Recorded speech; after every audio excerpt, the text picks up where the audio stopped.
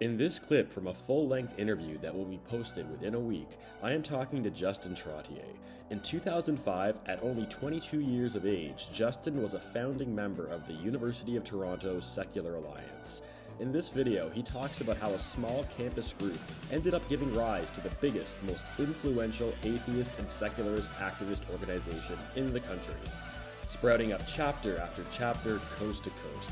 Among other things, we talk about the role played by 9/11 in motivating an international surge in atheist activism, and how Justin's organizations played a critical role in motivating the Supreme Court of Ontario to ban government-endorsed prayer in provincial parliament. Let's go back in time a little bit and switch the subject to atheism. So you started, you got into atheist activism in a big way in 2005. You started the University of Toronto Secular Alliance. Oh, by the way, quick little favor. Since I've become the murky Christian that I've become, I've had some people online question the fact that was I ever an atheist for real? You don't even understand atheism. Can you please confirm that I was briefly the president of the University of Toronto Secular Alliance? Yeah, I remember that very well. Yes, I think so. How long did you spend in that office? That I don't recall. Not that long. It was like 4 months. It was just getting it off the ground, and then I had some other life issues going on that really kind of took over. Yeah, but, I remember you continuing to come out to meetings and events. Yeah, long after that, even if you weren't in the president's office. Yeah, right. Absolutely. Okay, cool. Thank you for the confirmation. All right. But you started that in 2005 as the University of Toronto Secular Alliance, and then I guess it was after you graduated, because that would have been like in your second last or your very last year. Yeah, that's right. You got a little more ambitious, and you said, let's make it the Toronto Secular Alliance, so you don't have to be affiliated with U of T. And then, that wasn't good enough for you, and so let's just make it a Canadian thing. So you nationalized and became the Free Thought Association of Canada, which developed chapters, like probably on the order of several dozen chapters across the country. And yeah, a couple dozen. I mean, we had a few years of pretty explosive growth, and it was mostly at the university and college level. So we stayed sort of true to those youth roots that we had. But you're right, when the graduating class kind of moved on from U of T, we didn't want to just abandon this cause just because it was founded as a U of T group. So the U of T group continued. I don't know how much, for how long it did. I hope it's still around. I don't know that for a fact, but after we left, we sort of made sure that there were successive leaders to take it over, and it stayed very, very active at U of T for at least for many years after we left.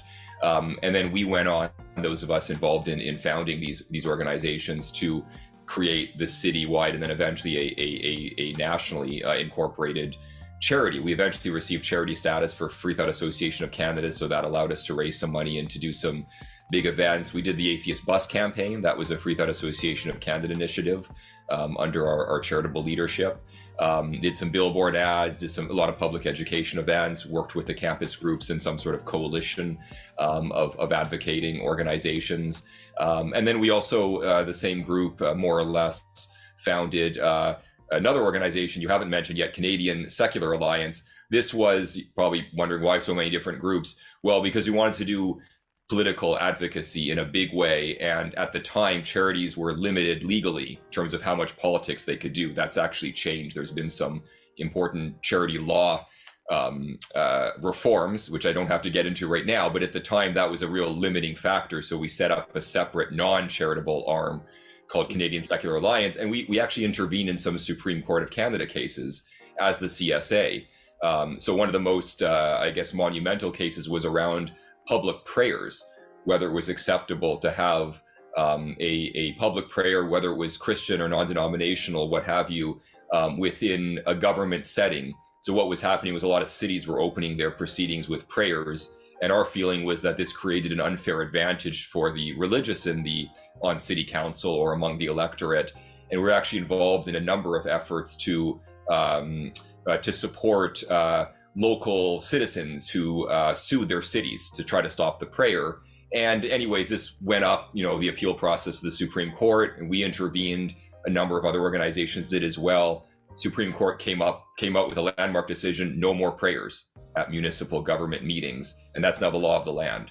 So there was that, and there were a couple of other important cases as well that I could elaborate on. But yeah, the big focus for CSA was lobbying the government and dealing with judicial decisions as well.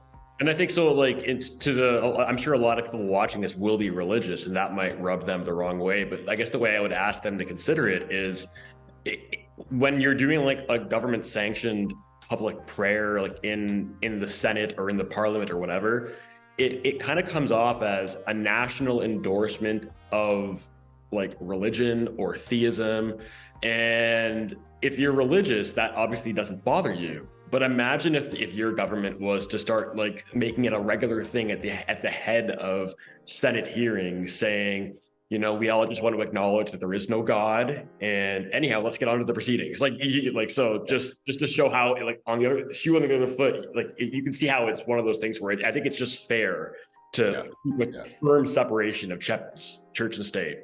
But neutrality. We're not in favor of enshrining atheism any more than we want to enshrine theism or any particular religious point of view. That's right. Absolutely. And so then you also, you guys kind of sort of, I don't know, merged or whatever, became incorporated by the Center for Inquiry, which is based in the US. And to my knowledge, it was and probably still is the biggest atheist activist organization in the world. Yeah, I imagine it is. So CFI came to town as a third, a third arm in this triumvirate, maybe the best metaphor. So you had CSA focused on political work, judicial decision making, and you had FAC, which was, I think, distinguished largely in its youth vibe. So it was mostly a campus phenomenon, and it drew heavily from the younger generation. It always kind of had that energy and enthusiasm. And then CFI, Center for Inquiry, was sort of the adult in the room. It was this kind of corporatist approach to organized free thought, organized secularism, but very professional and very well connected in academia. Had a whole network of chapters all around the world.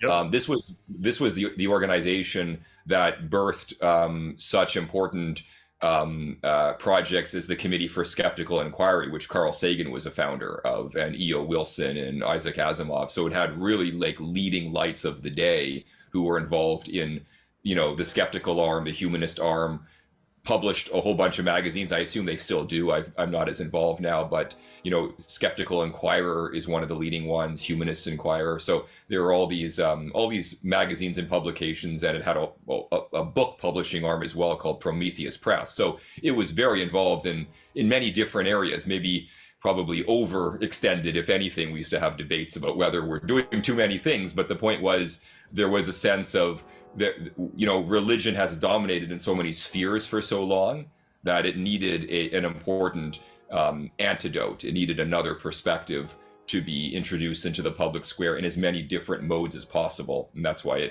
CFI had so many different extensions. Okay. And so here's another question for you. So again, like I have my answers too as to what drove me into the same place at the time, but what motive, like, so it's 2005. I imagine these ideas had probably been brewing in your head for at least a year or more. What was the driving force between you saying, all right, there's not an atheist group, there needs to be an atheist group? Like what were the things that like lit the fire under you to say this needs to be done? I would say 9/11 was the most consequential catalyst for me. I remember visiting New York, I think it was 2003, on a family trip, and seeing the aftermath of the destruction of the World Trade Centers, and realizing that this was one of the outcomes of religious fundamentalism and fervent faith-based unchecked radical kind of beliefs, right? And saying to myself at the time, or to my parents I was on vacation with, that I wanted to do something to raise awareness of the dangers of religious fundamentalism and extremism, and that there was an alternative, a science and skeptical and evidence-based alternative. And this was before I knew Center for Inquiry existed, and before I imagined founding a group at U of T. The mechanism by which I was going to get involved as a professional activist wasn't yet, formed in my mind. But I had a sense then that that was something that I wanted to pursue. And I misspoke before. It was actually Free Inquiry was the magazine, not Humanist Inquirer. So I just wanted to correct the record on that, one of CFI's important publications. Yeah, so there was that in 2003. And then, a couple of years went by. I was an engineering student, kind of preoccupied with just graduating. But in my last year, it came back to me that I had wanted to start organizing around this. Maybe the university was a good setting to do that. Seemed like the right space to be having these kinds of public debates. And then what I saw, I was actually out putting up posters for another group, an astronomy group that I was involved with. I had a lot of irons in the fire at the time. I was involved in some science events, etc. And I was putting these posters up, and I'm on the campus of Trinity College. It's a part of the University of Toronto. It's actually the Anglican College at U of T. And I saw a poster for the Trinity College Atheist Society. So an atheist society within an Anglican college at U of T. And I'm like, I got to look into this. This is really intriguing. And so I connected with the young lady who was running that. And I got involved in their group. It was a discussion group primarily. And she and I hit it off and agreed, let's take this broader than Trinity College. And that meant U of T wide, like university wide. And that was UTSA. Okay, yeah. So the 9/11 thing, like that, you were not alone in being motivated by that. Like, I believe that's what drove Sam Harris to drop a lot of his neuroscience and start writing The End of Faith. Like, and Richard Dawkins has mentioned that as well. That he had gave his famous militant atheist speech at that academic conference or whatever. Yeah. Well, I think he had wanted to talk about this for a while. Maybe he even pitched to his publisher a version of the God delusion, in the 90s, when he was already becoming well known as a science popularizer in the 90s. But the publishers apparently pushed back and said, like, the timing's not right.